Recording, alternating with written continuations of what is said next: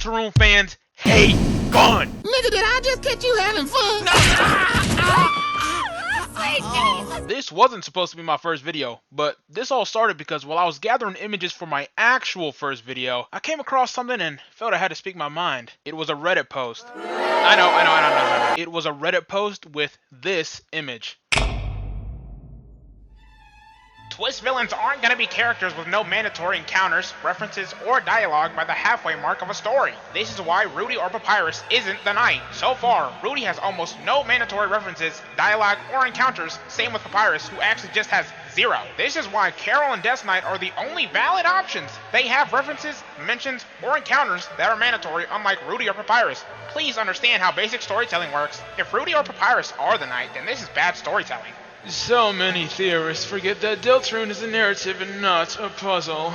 I feel like a lot of theorists could gain a lot from just asking, will this lead to a good story for the average player? And if the answer is no, your theory is already dead in the water. I call this terminal FNAF brain. They're not used to a plot that is actually meant to be followed.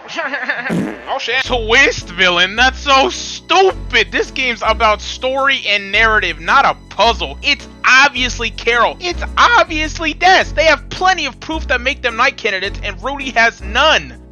Say you're a casual without saying you're a casual. I'm not trying to force down your throat that Rudy is a knight, but I highly recommend watching this video. It shows that if you pay attention, Rudy has just as much suspicion as Carol and Des.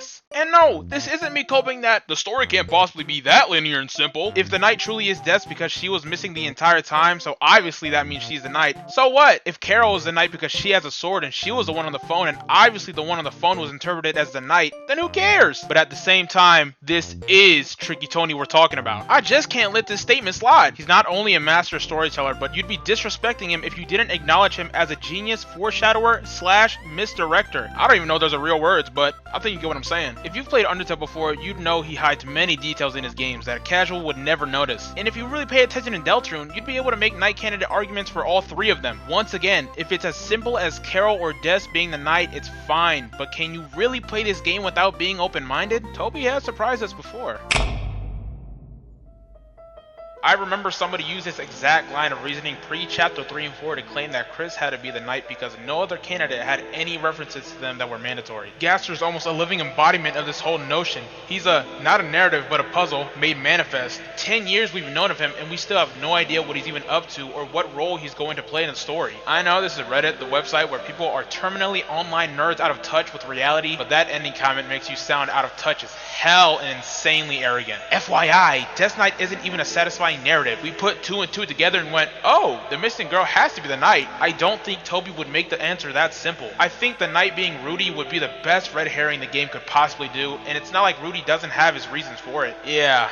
Something about this rubbed me the wrong way, and I think it's just people struggling with handling fandom culture. Undertale and Deltarune theories, from what I've seen, having mostly been an Undertale fan and recently into Deltarune, are just fun takes on things. I don't think people take these theories to heart. Like, yeah, it would be fun and cool in like an alternate universe if it wasn't real. Pretty much a staple in Undertale and Deltarune. But I don't think anyone would be disappointed with what Toby Fox ends up doing because he is an exceptional writer. Every die-hard Death Knighters would be convinced of something else if Toby Fox wrote it well next chapter. We're halfway through the game, we're given crumbs in the game to direct us to a pool of characters that can be, but I don't think people are trying to perfectly predict the plot, just what they personally think would be fun and make sense in their mind. Hell, in my first playthrough, I didn't even realize Des was missing till chapter 4. I took in her mentions, but I just thought she was away like Azrael until chapter 4. But I also did play a straight playthrough from 1 through 4 and didn't overanalyze everything like people who played each chapter on the release. I'm sorry, but mandatory is a piss poor set of goalposts for a game like Deltarune. Papyrus, sure, he's barely hinted at, but Rudy? He's always there. You can just go visit him. Not mandatory would be Jebel. You know, actual secrets, not stuff you just choose to ignore because you didn't enter a building in a game all about story and dialogue. Carol was barely hinted at for pretty much the entire game until she physically shows up for one scene. Des hasn't been on screen and a large portion of what we know about her is shrouded in mystery and only accessible through secret means. Saying that Rudy isn't mandatory content is wild when this theoretical speedrun route of ignoring all content shows you only the December walk with Noelle and her silhouette in that one cutscene. Carol only shows up one time to take the guitar and immediately hides in the kitchen. And Rudy's still right there in the church, impossible to avoid. This is a secret not many know about unless they read it online. And there's, la la la, I can't read your dialogue because I'm covering my eyes. We have the easily accessible simple choice to talk to Rudy in every single chapter. Why would he be disqualified from being the knight just for meta reasons? Why would you pick a character we meet once and a character we only vaguely hear about as more likely candidates? Please understand how basic storytelling works. Oh my god. These might just made me cry. It seems only a handful of the Deltarune community has formed their prefrontal cortex. The same people that say dog shit like this will also say without a doubt Gaster is relevant in Deltarune. But the tweets! Huh? But the voice from the vessel maker, What about it? it's him. How? I think that's how he'd act. Okay. The man behind the tree! Uh-huh. Gaster! I think I've gotten my point across. This quick video was to call out all the posers of the community. I'm not saying fans can't hate. I think that makes you more of a fan, to criticize what you like.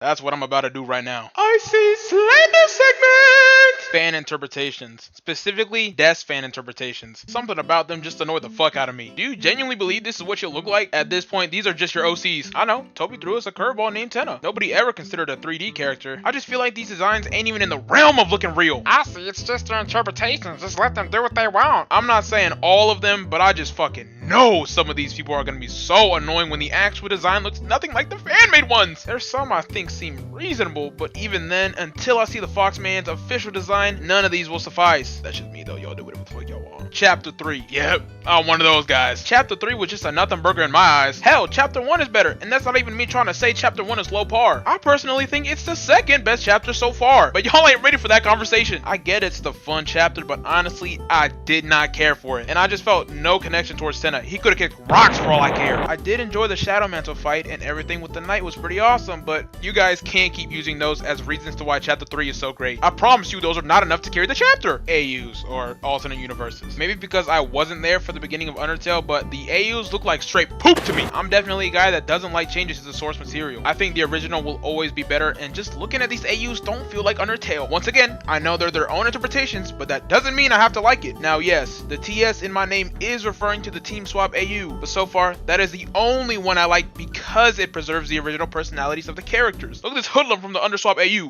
That ain't my goat. Now peep TS Underswap.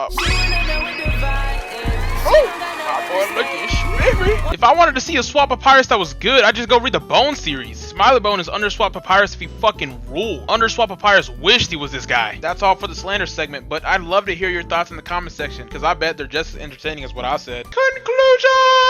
That's pretty much for this video. I know that last segment sounded pretty hypocritical of me, but you know what I have to say to that? Nothing. I think it was for the best that this technically be the first video I put out, so I can really talk about what I want for this channel. For it to be a place for Deltarune and the occasional Undertale related shit, like share my opinions and theories or just play fan games, and at some point, Chapter 5. I also have a gaming channel if you want to check out when I first played Undertale and Deltarune. I also highly recommend watching my homeboy Starry's Deltarune Butt series, where me and another friend join him on his Deltarune playthrough. If you don't mind crude humor, I think you'll like it. Other than that, I don't have an outro in mind. Hopefully in my actual first video I'll come up with something, but until then, have this photo of Undyne with Spider-Man.